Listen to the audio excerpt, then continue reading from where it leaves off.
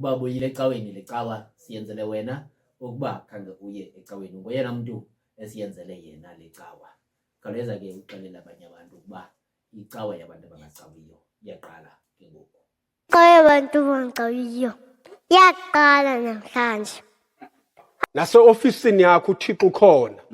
Ukhona nasendlini yakho, ukhona nasemotweni yakho, ukhona nasegadini, ukhona nakule ndawo uthi wena indawo engafanelekanga aba bantu balala koopayipi. Ukhona kulaa payipi uThixo. Mkhonze ngoba le icawa yabantu abangacawiyo.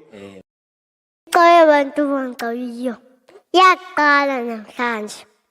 Mkhonze ngoba le icawa yabantu abangacawiyo. Sithabatha ithuba ke siyibulise kumntu wonke osiyibukeleyo kwiindawo zonke enisibukeleni kuzo bazalwane. Siyibulise kumntu wonke osimameleyo kwiindawo zonke enisimamele nikuzo. Siyanamkela ke kwesi sanamhlanje isiqendu secawa yabantu abangacawiyo. Igama lam ke ndinguSihle Bonani, andihambi ndedwa, ndihamba nawe Mkhonzi. Masibulise ke koomama, ootata, oobhuti nakundanga nakuye wonke umntu osibukeleyo ngale njikalanga yanamhlanje ngelihle lomvukelo wethu Kristu. Amen. Igama lam ke ndingu-Anelo wakamnguni. Sithemba ukuthi sohlala songedibelele xesha lethu lokugoduka. Ewe tata, masikhawuleze ke bazalwane sivule inkonzo yethu namhlanje ngomthandazo. Bawethu osezulwini, yise wenkosi yethu enguYesu Kristu, xa kutshona ilanga Thixo wethu onamandla, xa Thixo wethu silungiselela Thixo wethu ukuvula le nkonzo, siyimema wena ke Thixo wethu oyingcwele ukuba ube kunye nathi, ngoba Nkosi sisazi ukuba ayikho into eqalwayo Thixo iqaleke kakuhle ube ungekho wena Thixo wethu oyingcwele. Ayikho Thixo into eqhubekekayo ibe nempumelelo ungekho wena Thixo wethu oyingcwele. Ayikho Thixo into eyenziwayo ngabantu Thixo wethu ide ifikelele ekuphumeleleni ube ungekho wena. Yiloo nto ke Thixo sithi xa siqala le nkonzo Thixo wethu onamandla, sicela wena Thixo wethu ube lapha ecaleni kwethu, ube lapha phambi kwethu, ube semva kwethu, usirhanqe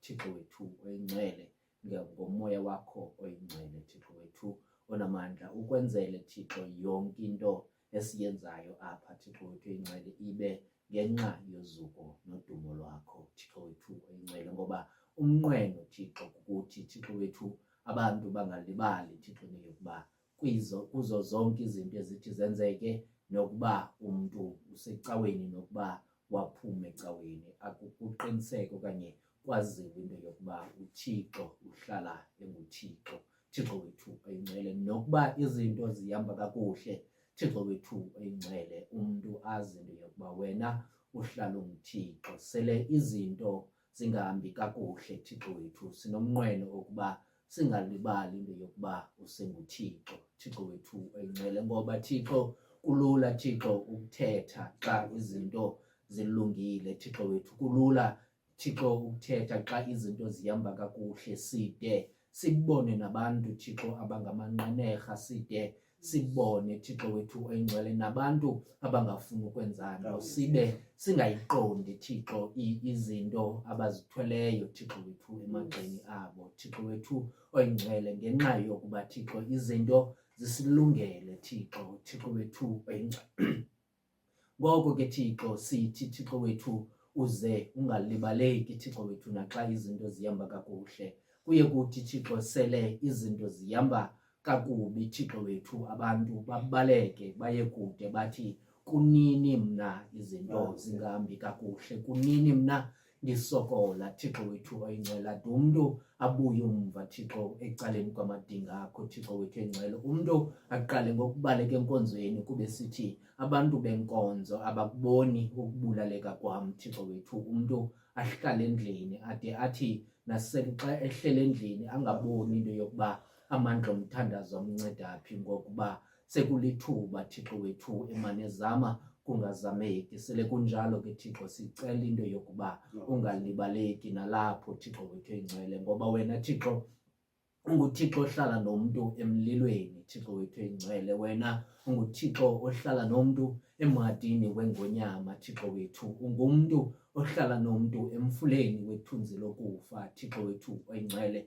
Ungabalibali nakaloku nje, Thixo wethu, abantu abakudingayo, Thixo wethu namandla, ngoba ngamanye amathuba, Thixo wethu, kuba nzima nokuthetha kunye nawe ngenxa yokusindwa lehlabathi, Thixo wethu engcwele. Kuba nzima, Thixo, nokuthetha nawe ngenxa yobuhlungu benhliziyo. Abantu bajonge ngaphakathi ebunzimeni, Thixo wethu, bajonge ngaphakathi ekopheni, ngaphakathi komphefumlo, Thixo wethu engcwele, bade balibala ukuncokola nawe, Thixo wethu engcwele. Sikubeka kwabo bantu banjalo, Thixo wethu, abantu sebephelelwe ngamathemba, Thixo, zimane ubakrwecethe egxeni, Thixo wethu, ubabonise into yokuba unguThixo, kunjalo nje uhleli usecaleni kwabo, Thixo wethu engcwele. Kuza kuthi, Thixo, xa kubeka ilizwi apho, Thixo wethu, kubekho abantu abasimamelayo, Thixo wethu engcwele. Ngoko ke, Thixo, sicela into yokuba xa umkhonzi wakhe ebekele ilizwi, Thixo wethu, ube kunye naye, Thixo wethu, kunjalo nje ube sencameni yolwimi lwakhe, Thixo wethu, kuze kuthi, Thixo,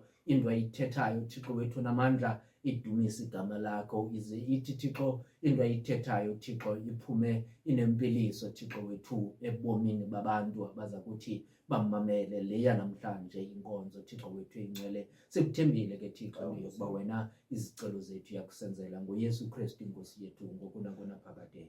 Amen. Bawo wethu osezulwini, mani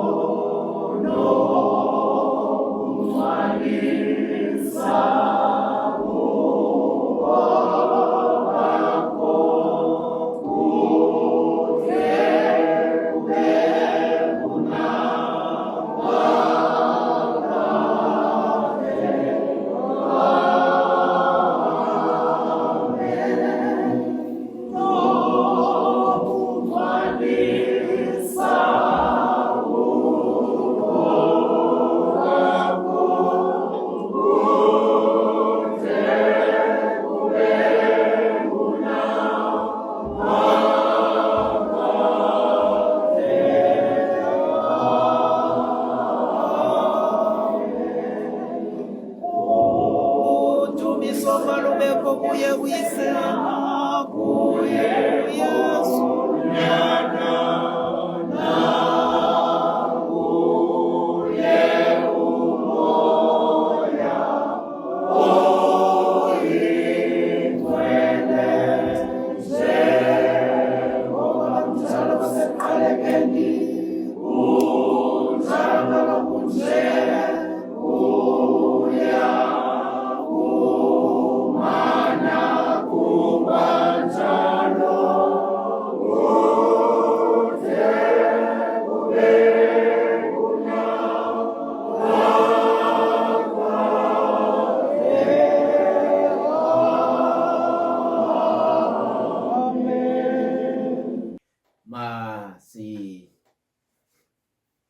masinamkele bazalwane, masinamkele bonke abantu ke abasanduku kusijoyina sikwicawa yabantu abangacawiyo ke bazalwane, kwisiqendu samashumi 21 kule sizini yesithathu.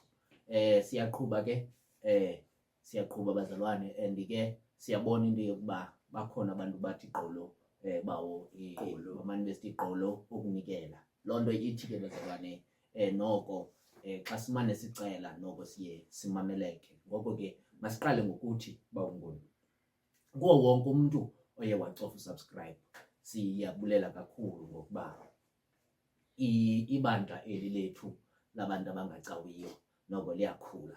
Andiyazi ke bawo noba yinto entle leyo okanye yinto enjani leyo, ngoba icawa yabantu abangacawiyo xa ikhulayo asazi into yokuba ithetha ukuthini loo nto, kodwa ke masithembe into yokuba yinto entle.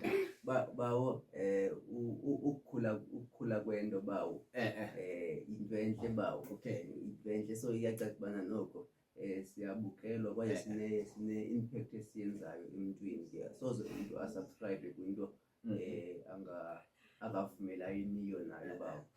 Hayi bawo, leyo into ndiyayiva, kodwa ke Hayi based sokuya kulo khona bawo.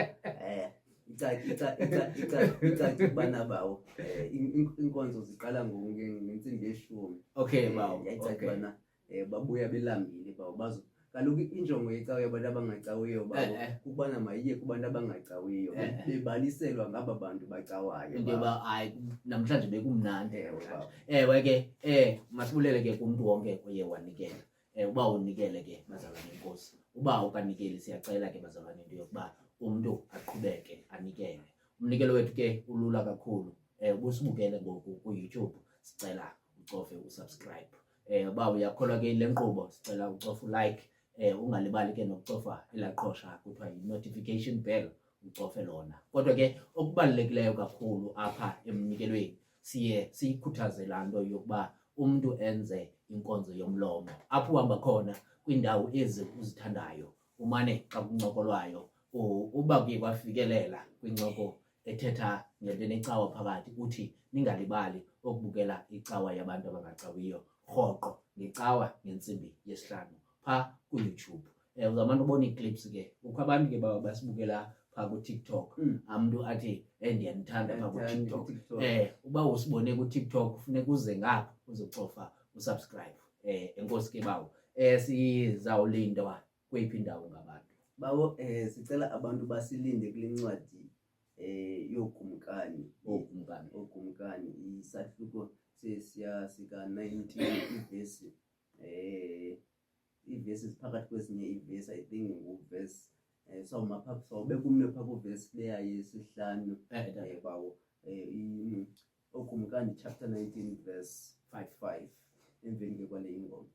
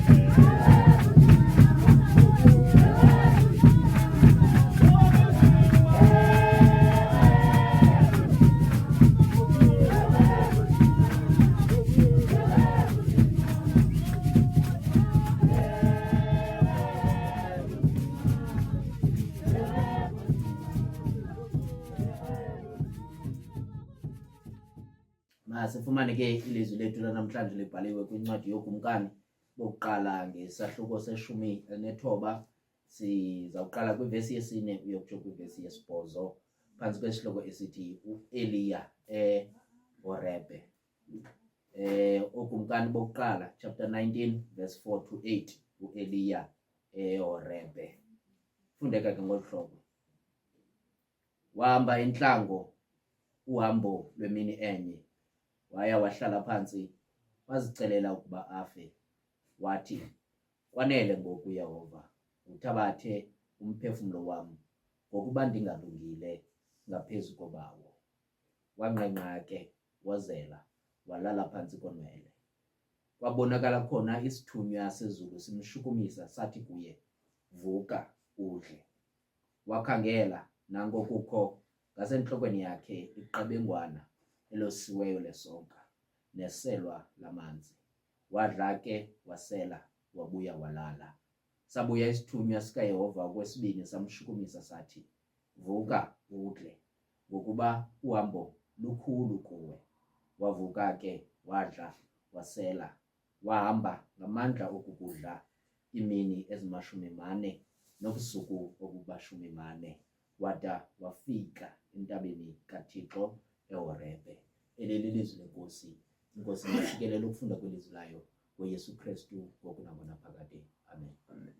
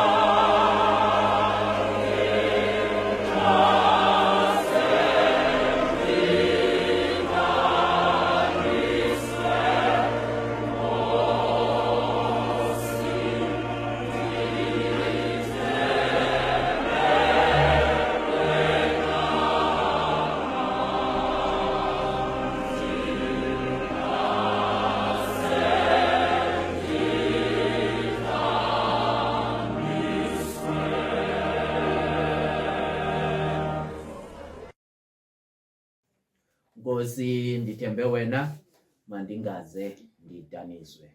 Siza kuwe ke ngokubawo.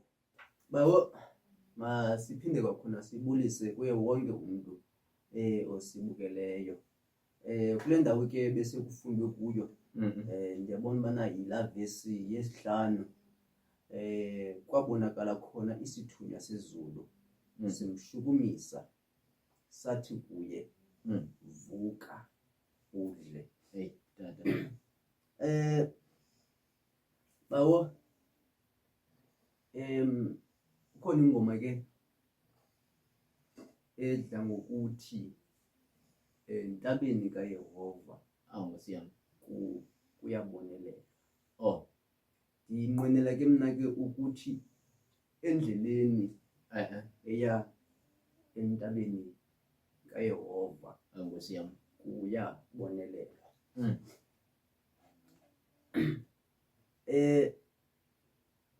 Andinqweneli ke mhlambi ukutsala uba sekutheni sizoba kule ndawo. Ewe tata. Kodwa indoda kaThixo ibona ubomi bayo busesichengeni. Nkosi yami. Ingangathi kusemveni kokuba umfo kaThixo enze kakuhle. Suka yonke into beyisebenzele uyibona isiwa phambi kwamehlo akhe, isuke iphasa lakhe ibe ngathi yisanti isiwa phansi, okanye ibe ngathi iglasi isophuka kungekho themba lokuphinda uchola ibhisi zibe yinto enye. Sibona ke lo mfo hamba yedwa Nkosi yami. kulo mqwebedu wendlela, kungekho mntu ecaleni kwakhe, esheke nomvandedwa, Nkosi yami. esheke nenzingo zimxinanisele. Athi xa ebheka kweli cala asuke abone noYehova lona ingangathi umshiyile. Xa ebheka ke ebona uYehova ingangathi umshiyile, suka wanomthandazo Nkosi yami. anaye athi kunale meko ndikuyo, Hey bawo. eyona nto endifaneleyo kukufa.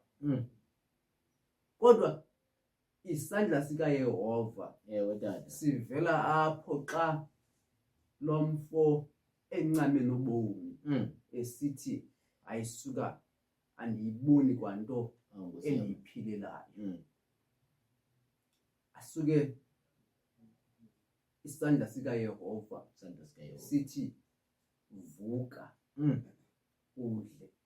Ngoba uYehova ubonakala ngamathuba amaninzi xana thina siphelelwa lithemba, xana thina singenalo kwauba nalo ithemba. Xa ezimpilweni zethu, ebomini bethu sithi hayi ngoku kungcono ndifele kule ndawo. Ewe bawo. Xa sisithi thina hayi yonke into ndiyizamile, ndithi ndizama lena akuzameki, eyona nto indifaneleyo mhlambi ukuthi mandijingise intshebe entanjeni, okanye ndisele iipilisi ndizibulale, okanye ndihambe ndiyokuzitshonisa emlanjeni, ngoba yonke into ebendiyisebenzele iminyaka isuke yazokuwa phambi kwamehlo am. Yasuka yesa ayakwazi nokucholeka. Ndithi xa ndizama ukuhlanganisa lena isuke ibe njalo ingalungi. Koko ngamanye amathuba ingengathi noThixo lona akekho ecaleni kwethu, kodwa endleleni ebheka eHorebe uThixo lona uyamane ebonelela. Isuke ke inceba kaThixo ikutsale apho kwezo ngcingane zinjani, ikutsale apho kwezo zenzo zinjalo. Ithi inceba kaThixo, ngoku mntanam phakama udle Ewe. akubonelele uThixo. Awu, Nkosi Mhlawumbe yami. ngamanye amathuba uthi unqwenele okanye mhlawumbe unqwenele nokuthi ulale oku ungaphindi uvuke ngoba Awu, Nkosi uyayazi ukuthi ekuvukeni kwakho yingxaki emveni kwenye ingxaki. Awu, Nkosi yami. Ekuvukeni kwakho akho nto intsha uyinqwenela ukuthi mawuyibone ngoba uyayazi ukuthi lo mlilo ubuleli ukuyo, le ngxaki ubuleli kuyo Awu, Nkosi uzophinda yami. ujongane nayo kungekho sisombululo. Kodwa ezinzulwini zobusuku asifike uThixo akuvuse akubonise Awu, icebo Nkosi ngoba yami. uThixo endleleni ebheka eHorebhe kuba indlela yethu lena ayipheleli kule ndawo Ayipheleli lapha, kuyo. baba. Ikhona indawo ekufuneke siye kuyo. Ewe, Bana tata. bahle bakaThixo noba mhlambi ungazibona ungangathi ii-emotions zakho zikutsalela ekoneni ngamanye amathuba uThixo ufuna ukuthatha unyawo ubheke phambili Awu, Nkosi zisuke yami. zona zikudonsele emva ngoba akhona amaxesha Awu, Nkosi anjalo yami. umvandedwa wakho ujongane nawe. Bantwana bahle bedinga iinzingongo zobomi zijongane nawe zikuxinanisele edongeni. Hey, Nkosi Bantwana yami. bahle bedinga kube nzima nokuphefumla. Eyona nto uyicingayo ucinga ukuthi umhlambi ukungabikho Awu, Nkosi kweliphakade yami. kubhetere ukuthi kungcono, bantwana bahle tata. bedinga ndingabikho kweliphakade, ndingajongani neengxaki ezi ndijongene nazo. Awu, Nkosi Bantwana yami. bahle bedinga ndingajongani nalamaza. Ewe, Bantwana bahle bawo. bedinga ndingajongani nezi zinto ndijongene nazo. Eyona ndlela ilula yokuthi tata. ndijongane nayo andikhathalelanga nokubana bantwana bahle bedinga umhlambi okanye umhlambi indlela yam yobukholwa bantwana bahle bedinga iphelelelephi. Ndingakhathalelanga nelo zulu elo ngoba bantwana bahle bedinga imeko endikuyo sisihoko esi Nkosi yami. ndiphila kuso. Bantwana bahle bedinga ude ngamanye amathuba uthi Thixo bantwana bahle bedinga ndithathe ude ngamanye amathuba uqalekise umhlambi nesizalo sikamamako. Awu, Bantwana Nkosi bahle yami. bedinga ngamanye amathuba ude uqalekise nenjongo kaThixo lena bawo. akuzisele yona emhlabeni ngoba izinto zikuxinanisele. Bantwana bahle bedinga oJezabhele baleqeka Awu, Nkosi emva yami. kwakho. Bantwana bahle bedinga bafuna ubomi bakho. Eyona nto bantwana bahle bedinga ude uthi Thixo thatha umphefumlo wakho endaweni enjalo. Bantwana bahle Nkosi bedinga yami. sowulele kunjalo sivele isithunywa sikaThixo sikubethe egxeni. Ewe, Bantwana bahle tata. bedinga sikukhombise apho kufuneke uye khona. Bantwana bahle bedinga uthi bana nasi sonka. Nasi Bantwana bahle sonka. bedinga umhlambi emveni bana bantwana bahle bedinga amathemba ethu esezantsi. Bantwana bahle bedinga amathemba ethu bantwana bahle bedinga esengenayo nendawo yokuthi aqhathise khona. Bantwana bahle bedinga okanye lingekho kwa ubakho ithemba Awu, kuthi Nkosi yami. uThixo aveze icebo lakhe. Bantwana bahle bedinga ngoba nguThixo ozibonelelayo endleleni yakhe. Asuke uThixo bantwana bahle bedinga asinike ukudla ukuthi sidle, asiseze namanzi uThixo ukuthi sidle Awu, ngoba Nkosi yami. uyayiqonda uThixo ukuthi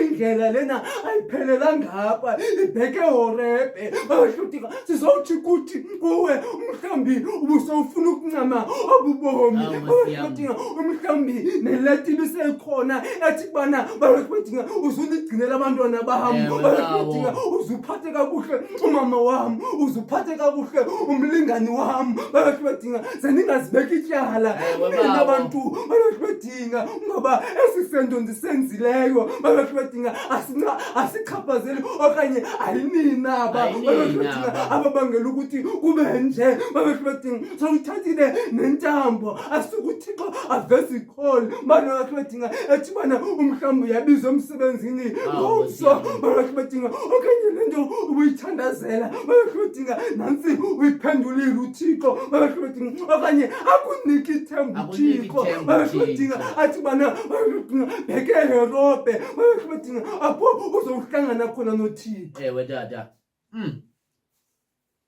Mhlambi ukuze sihlangane noThixo Ewe, bawo. bedinga ufuneka kuqala singabi nathemba. Hey, bawo. Bedinga okanye umhlambi bedinga ukuze sihlangane noThixo kufuneka isidima sethu ibe ngathi bedinga sihlutuliwe kuthi sesibona ukuthi size bedinga baye asifanelanga nokubana singaphila kweli phakade asukuthixo asinike ithemba. Ewe bawo. Asuke uthixo asinike ithemba. Hey Nkosi yami. Athumele ingelosi yakhe. Ewe tata. uThixo uyabalondoloza abantu bakhe. Ubalondoloza nangoku bengathembanga iplan kaThixo. Awu Nkosi yami. Asuke uThixo abalondoloza abantu bakhe. Asigcine ke uThixo asibabale ngoKristu Inkosi yethu. Amen. Amen.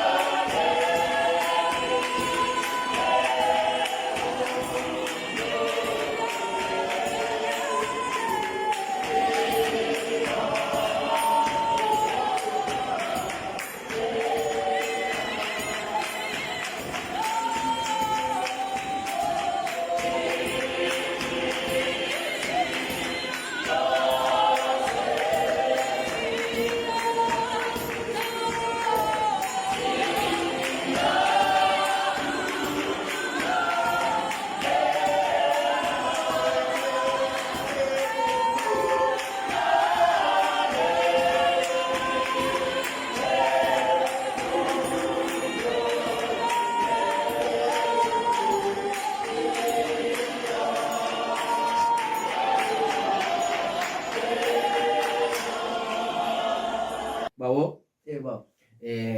Xa kuphela pha u7 uvuka udle ngokuba uhambo lukhulu kuwe. Awukhulu. Wavuka ke wadla wasela wahamba ngamandla okukudla imini ezimashumi mane nobusuku okuba 40 wade wafika entabeni kaThixo. Ngathi ngondikumameleyo uthi tata lo mfo ulandelwa uIsabel. Kangathi uIsabel lo yikumkanikazi yela xesha. Khona ke incwadi ngokuya sasakhula incwadi umama wayinayo pha eyayiyelo kwakuthiwa incwadi yamabali eBhayibhile. Sasithanda ukuyifunda okanye sasithanda ukuyibuka wabuye nomhlobo wami welo xesha olubabalo. Ngathi wayekhe wavezwa lo mama pha kuthiwa yikumkanikazi embile.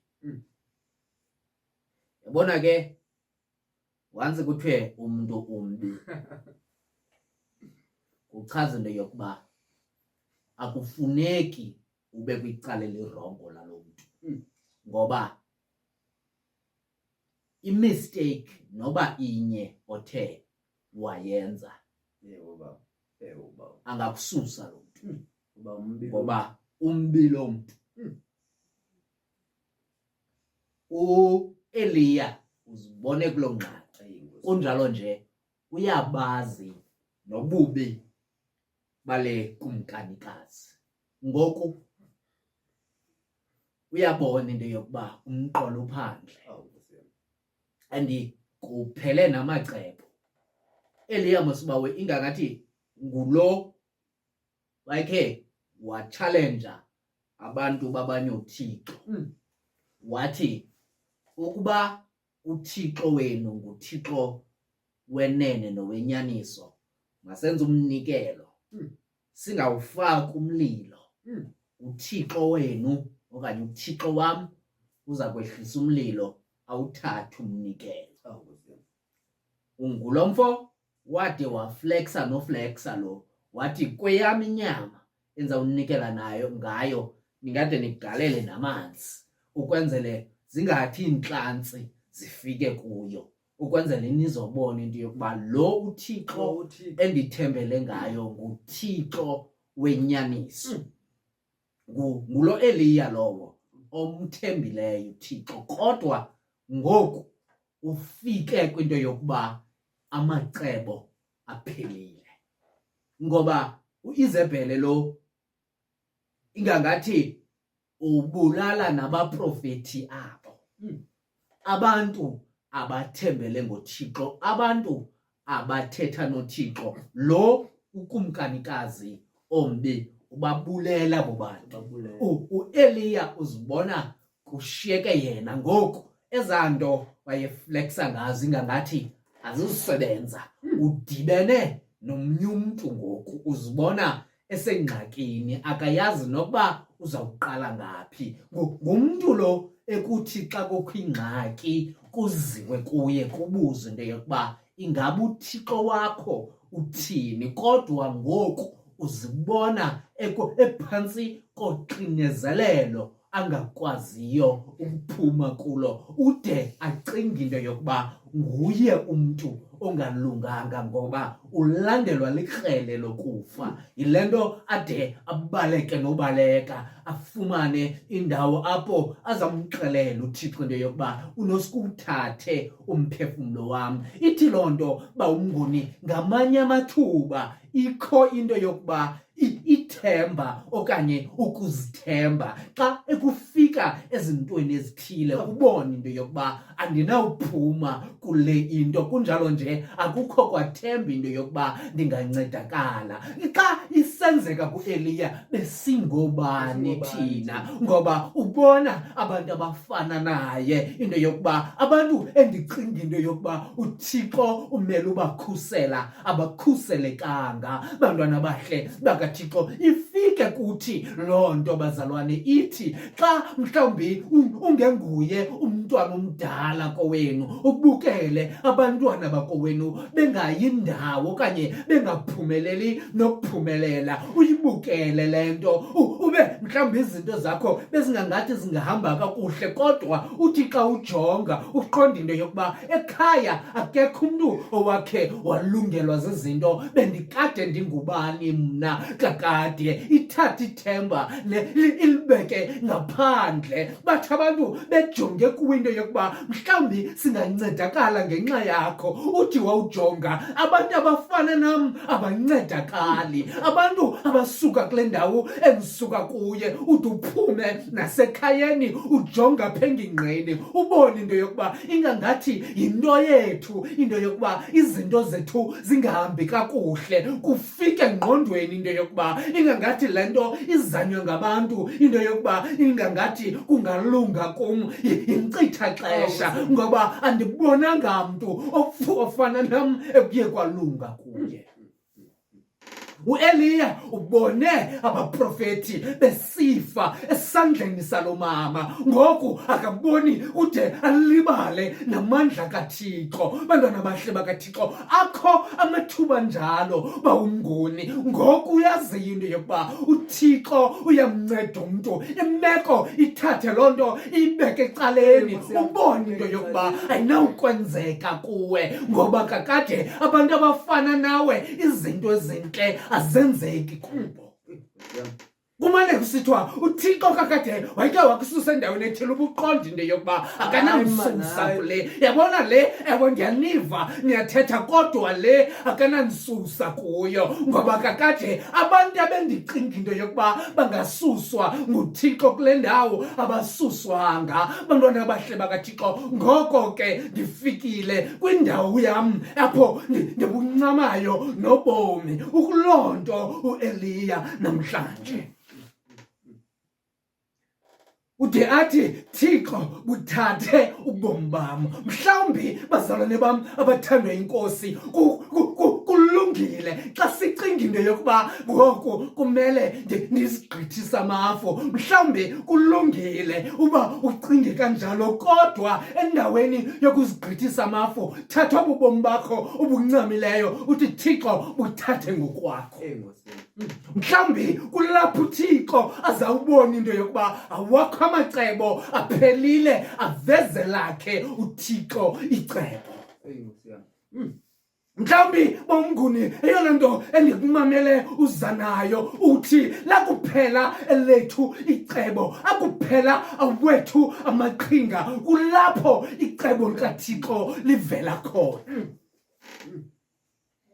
Thina bazalwane ingqondo yethu idalelwe into yokuba uthi wawubona ingxaki ukhangele indlela ozayilungisa ngayo ingxaki, kodwa uthi wawubona into yokuba ingxaki ingangathi ikongamele uzibona into yokuba andisenawo amandla, kunjalo nje ndiyachitha ngoba ndityiwe kakade. Bantwana abahle bakaThixo, mhlawumbi ngelo thuba xa ubona into yokuba awukwazi uphumela kule meko, lelo thuba kanye uthi Thixo obubomi ubunike bona buthathe ngokwakho. Mhlawumbi kulapho uThixo elakhe icebo azaliveza khona. Ukuba thina bazalwane mhlawumbi sisenawo amandla, ukuba thina mhlawumbi bazalwane sisakwazi ukwenza amacebo, mhlawumbi asizukumbona uThixo, kodwa xa silele ngophotho imeko zisongamele ngeyona ndlela siqonde into yokuba ayokwam kukuncama, mhlawumbi kulapho uThixo avela khona. Bazalwane, andithi into yokuba masiye kukuzama, kodwa xa sifikelele kwixesha into yokuba ngoku andisazi into yokuba mandenze ntoni, mhlawumbi lixesha lokuba uThixo azibonakalise ebomini bethu. Ngoba bazalwane, mhlawumbi lo mfo ngokabalekayo bawunguni ubaleke walibala izinto ezibalulekileyo, ngoku ufikelela kudinwa ngenxa yokuba amacebo akhe aphelile. Ubona into yokuba akanako nokudla, ngoku xa ungenanto yokutya kunjalo nje ungenayo nendawo yokubalekela, kungcono into yokuba mawufe. Kodwa uThixo wavela wathi gqi ngerosta, andazi noba lelasenanarha kodwa ayinoba lilo elibawo ngoba alinayo nepoloni elirosta. Wafika uYesu okanye wafika uThixo nerosta kwakunye nemanzi, wathi mfondini idlapha usele. Zawungabikho izinto zokunika amandla, uThixo uza neyona nto esimple okanye uThixo uza neyona nto ebasic, akubonise into yokuba amandla kaThixo awudingi into yokuba uze nee-supplements ozazithenga kwezona pharmacy eziphakamileyo. Amandla kaThixo athi gqi kwizinto ezikhawuleziswayo ukwenzela abantu abenento nokuthiwa noba mhlawumbi into yokuthi laphu okuba nje ukwazi ukubona. Bantwana abahle bakaThixo, akunike namanzi, kodwa into enoThixo phakathi inento nohambo olude. Mhlawumbi izinto esizityayo zisihambisa indlela emfitshane, kodwa izinto esizinikwa nguThixo zinento nohambo olude. Sihambe thina ngawethu amandla, kodwa simane sisiwe endleleni. Afika uThixo ngeqebengwana lesonka athi bamba apha mfondini uselapha, uyibone into yokuba indlela yakho ingangathi iyibande, kunjalo nje unamandla wokuyihamba. uThixo akuphela wethu amandla, usinika amandla ogqitha la besicinga into yokuba sinawo, ngoba uThixo kakade usebenza kakuhle xa thina singakwazi ukusebenza. Vuka udle. Vuka udle ngokuba uhambo lukhulu. Iyakwazi bawumnguni into yokuba ucinga into yokuba ubomi bam buphela apha, kanti uThixo uthi isende indlela oza kuyihamba. Ucinge wena into yokuba akusekho ezakho abesithi uThixo kude apho umele ufike khona ukuze kuncedakala abantu. Mhlawumbi kudingeka into yokuba uphelelwe ngamacebo azovela uThixo athi ngokuya ubucinga into yokuba ubomi bakho buphelile, ibindlela ibisende ebemela uyihambe. Ngoko vuka udle ngokuba uhambo lukhulu kuwe ngoYesu Kristu ngoku nangunaphakade. Amen. Ninokwenza manje namongameli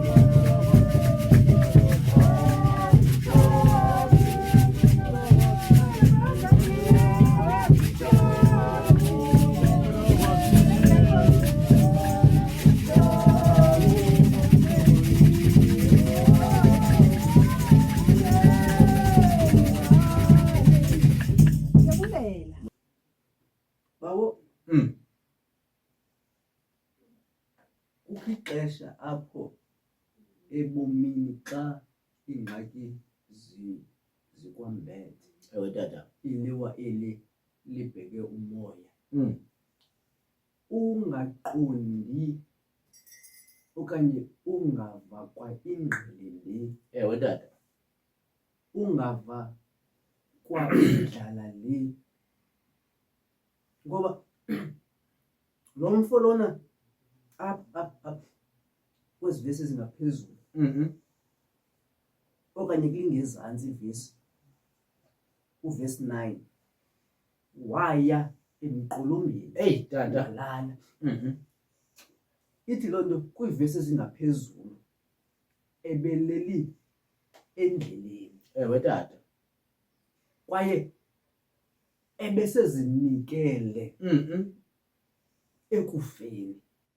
Akhona amathuba apho umntu ancame yonke into ngoba izinto zakhe azilungi bomini okanye ebephaa izolo. Ewe tata. Njengoba ubuzikhankanya izinto ezenziwe ngulo mfo. Ewe tata. Ngoba kwitshapta engentla ngulo mfo uyokhangelisa lo mzalwane emane sithi ambojonga ibuye le ntwana isithi akabikho nto ewe tata ingathi ambojonga ibuye isithi hayi man akhonte ingangathi kwiqeli okanye kwityeli lesixhenxe ibuye le ndodana isithi ikhona ilifana elingangesandla endilibonayo ngoku ithemba lakhe liphelile emveni bana etyale ithemba ebantwini emveni bana enze izinto ezibonakalayo ebantwini kodwa ngoku ingangathi bantwana bahle bedinga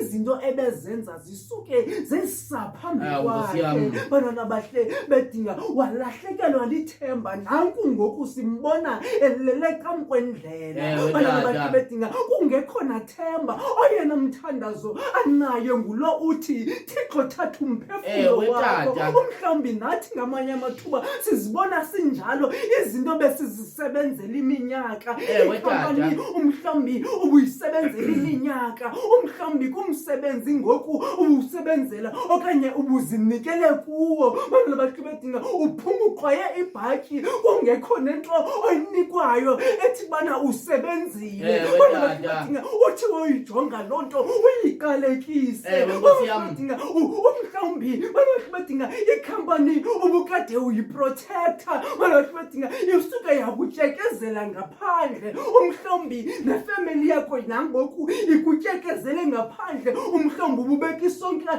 etafileni kuyo kodwa namhlanje uzibona ulele kamkwendlela banakubadinga iingcinga zona ziphithene eyona nto ivelayo engqondweni yakho banakubadinga eyona nto ivelayo engqondweni yakho kukufa njena babashobadinga ngoba uthiwa uzijonga babashobadinga ubona ukuthi babashobadinga awuyiyo nento yokutyiwa zezinja babashobadinga okanye akunokwenziwa nesuphu lena babashobadinga yehagu babashobadinga uzibona useless babashobadinga kodwa namhlanje sizokuxelela ukuthi kule ndawo leli kuyo babashobadinga uThixo uyeza babashobadinga uyeza nesonka sakhe uyeza namandla namanzi akhe ngoba uhambo ojongene nalo lukhulu babashobadinga okanye umsebenzi obekiweyo phambi kwakho nguThixo mkhulu babashobadinga umhlawumbi babashobadinga ezingcingeni zakho ezingekhoyo babashobadinga umhlawumbi ebumnyameni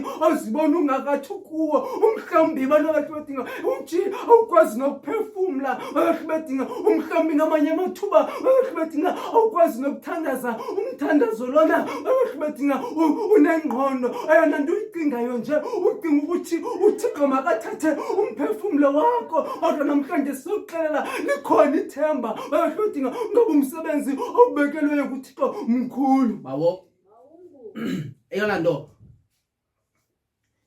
engifuna ukuza kuyo ngabantu aba-useless ngoku ndikumameleyo uthi kufika ithuba lokuba uzibone into yokuba azisekho ezam ngoku ndifuna sisondele kwabo bantu aba bantu kungekho ezabo ngoku aba bantu bade babekelwa bucala ngabantu ebebekade bebanceda ngaphambili ndifuna sisondele kwabo bantu bawumnguni namhlanje ngoba akholo mathuba uzigqibele izolo abantu bekhothama kuwe kodwa namhlanje ingangathi babona umshologu xa bebona wena babhekele babaleke nobaleka okanye bakugibisele nangamatye ngoba abayazi lento bayibonayo uthi usiza pha abantu batshintsha indlela ngoba akusekho zakho ngoku uthubalisa into yokuba ubani ndandikhe ndamnceda kodwa ngoku akandazi nokundazi siza kwaba bantu banjalo aba bantu bathathe bade basuswa bagxothwa nasemakhayeni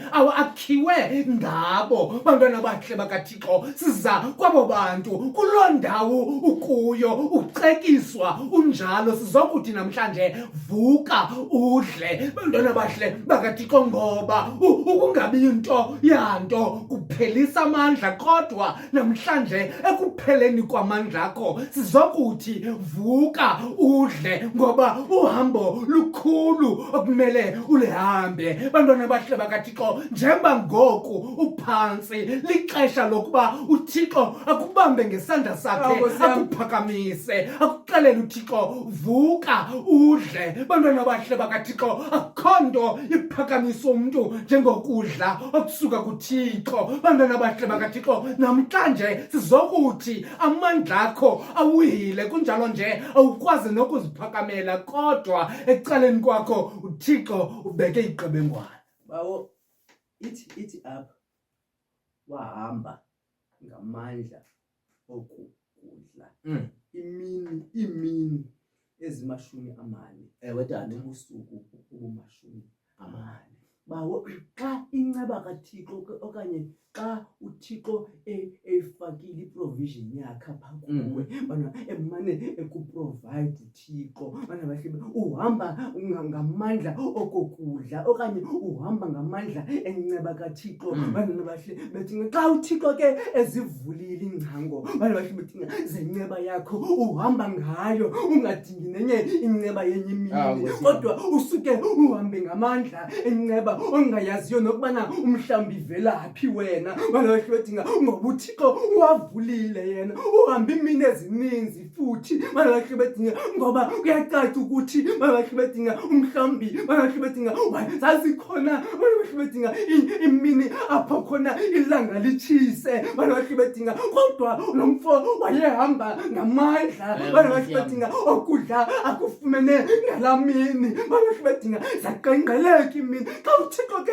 ezivulile izinto, xa uThixo ezivulile ingcango, bana bahle bethi uzivula kube kanye uThixo. Bana bahle bethi uhambe, bana bahle bethi iminyaka emininzi, bana bahle bethi uhambe ixesha elininzi, uthi kufika bana bahle bethi ukuhlwa, bana bahle bethi kodwa ingceba kaThixo ikuhambe nawe, igqobho zapho, ngoba uhamba ngamandla owafumene. Bana bahle bethi mhlawumbi kwiminyaka egqithileyo, bana bahle bethi sizothi, bana bahle bethi uThixo uza kukuthwala mani, ahambe nawe uThixo, amandla kaThixo azokuhamba nawe. Bana bahle bethi nentshabo mane ozawumane udibana nazo, uThixo ukunikile amandla alapha kuwo amandla, ngoba uqale uThixo wakunika isonka namanzi wenzela ukuthi ujongane nentshabo zojo ozawumane udilishana nazo endleleni, noba amalanga katshisa namhlanje. Namhlanje bana bahle bethi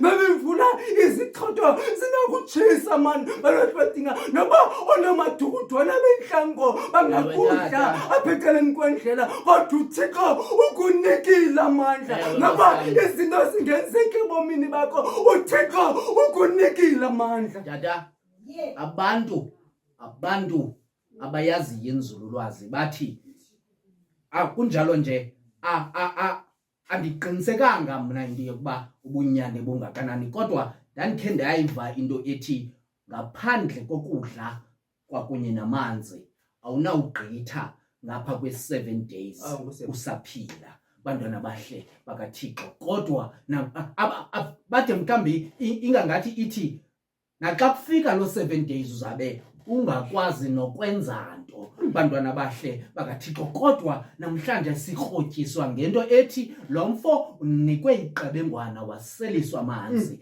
Emveni koko yayitsala le ezintsuku nobusuku lo mfo ehamba. Ithi loo nto wasebenza, lo mfo waqhubeka nokusebenza iintsuku ezininzi.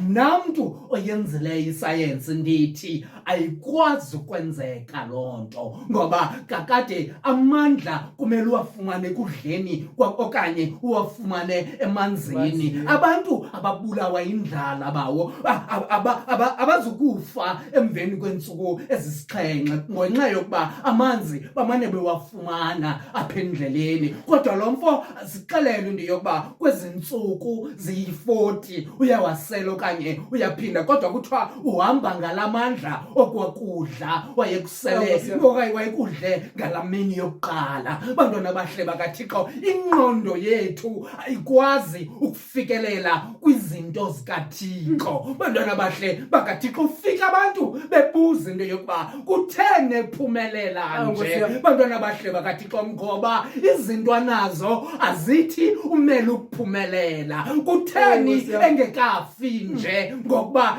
izinto angenazo zithi ngefile ngoku. Bantwana bahle bakaThixo, kutheni esakwazi ukuncuma nje, ngoba izinto angaphansi kwazo azifuni ancume, ngokuba ingqondo yethu iyasixelela into yokuba izinto zimele ukwenzeka njani, kodwa uThixo ugqitha ngapha kwengcingane yethu. Thina sithi ayikwazi ukwenzeka, afika uThixo athi ndiza kubonisa. Bantwana bahle bakaThixo, ithi loo nto nangoku uyazibona ingqondo yakho iyeza kuxelela kuqala into yokuba awuzuphuma kule meko, kodwa sithi selucinga unjalo khawubambe iqebengwana likaThixo uzibona into yokuba ayizutsaleka na le nto obucinga into yokuba ayizukwenzeka. Bantwana bahle bakaThixo, khawuzama uThixo ngoku uzibonayo into yokuba akuphumeki kule kona. Bantwana bahle bakaThixo, ngoku abantu abazaziyo izinto kunjalo nje bade banesidanga zayo besithi awuzuphuma kule nto uzokuyo ngoku. Khawuzama uThixo. Eyona nto esizoyizamayo, mhlawumbi amacebo onke uwazamile, kodwa sizokuthi khawuzama uThixo. Bantwana bahle bakaThixo, mhlawumbi oogqirha bakuxelela into yokuba ushekelwe zintsuku zimbini, sizokuthi asizobaphikisa oogqirhabo ngoba bayayazi le nto bathetha ngayo, kodwa sizokuthi khawuzama uThixo. Bantwana bahle bakaThixo, xa ubona into yokuba abantwana ingangathi abaphumeleli nasesikolweni, ingangathi akukho nto izawulunga nangangoku, mhlawumbi seyingabo nabazukulwana wancama kweya kwinzala. Bantwana bahle bakaThixo, sizokuthi sele kunjalo khawuzama uThixo. Bantwana bahle bakaThixo, ngoba awethu amacebo ayaphela. Afika uThixo sele sisendaweni yokuba ngoku Thixo thatha ubomi bam. Sizokuthi ngoku xa uncamayo, bazalwane bam abathandwa inkosi, sizokuthi ewe wena uyazibona kunjalo nje asiziphikisi izizathu zakho zokuncama, kodwa sizokucenga into yokuba khawuzama uThixo. Bantwana bahle bakaThixo, kulapho uThixo azawuvela khona akubonisa into yokuba yena unguThixo. Lelizwe lenkosi enu eliviwa bobumnyama kubaleke, makasikelele uThixo elizwe unda nokushunyelwa koYesu Kristu koko nakunaphakade. Amen.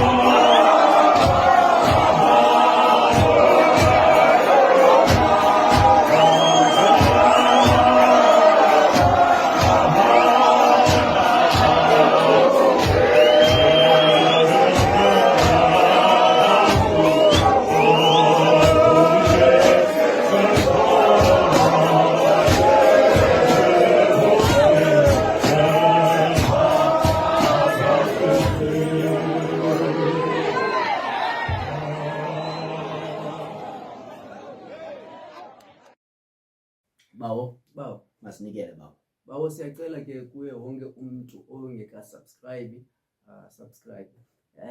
babo ndiyanqanela manje mhlawumbe pha ekambeni kwethuba babo ke sibe ne-campaign bawo umuntu aze nabantu abahlanu abasubscribe-leyo Okay.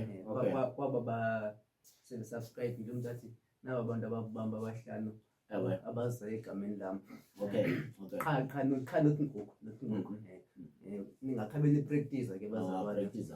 ubana nihambisa njani evangeli uba ukasubscribe yesicela ukuthi usubscribe uba uyayithanda i-content lena siyenzayo ucofe ulike uba sowusubscribe-ile ke okanye usubscribe-ile ucofe i-notification bell kwenzela ikukhumbuze ngexesha lokuthi icawa yabantu abangacawe iyaqala ngentsimbi yesihlanu rhoqo ngecawe bexesha ke ngomzalwane wakabonani ngamanye amathuba ke uyawumane umbhaqa ehamba nami kwiindawo ke esihamba kuzo Ewe, bawo tata.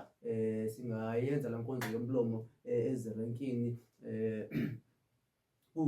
ezibhasini nasezitreyinini napha kuba ukhiva ke nayo iyayenza ke inkonzo yomlomo uchaza ukuthi icawe yabantu abangacawiyo iyafumaneka. Ewe ke tata. Masikhawuleze ke bawo. Sivale bawo. Sokuduka.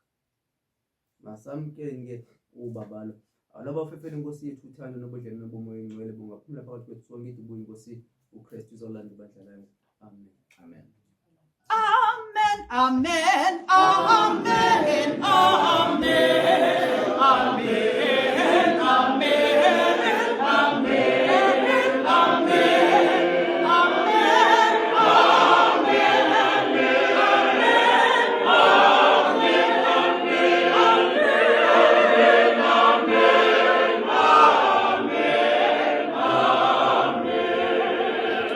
Ukuba buyile ecaweni lecawa besiyenzele wena ukuba khange uye ecaweni nguyena muntu ebesiyenzele yena lecawa ukuba ke obukunye noba ukhiva pha kwitho lecawa besiyenzele wena siyathembile yokuba kule veki zayo sizawuphinda sibe kunye. Inkosi kakhulu bazalwane kumuntu wonke oye wasibukela kumuntu wonke oye wasimamela kwindawo zonke enina nasibukelani kuzo kwindawo zonke enye nasimamela nikuzo. Masiphinde ke sidibane kule veki zayo icawa yabantu abangacawiyo ebibhexeshwa usihle bonani engambi ndedwa ke ndihamba no-Anele wakwamnguni. Inkosi bazalwane le yicawa yabantu abangacawiyo. Ningalibali ukuthandaza uThixo uthandaza zikaYehova.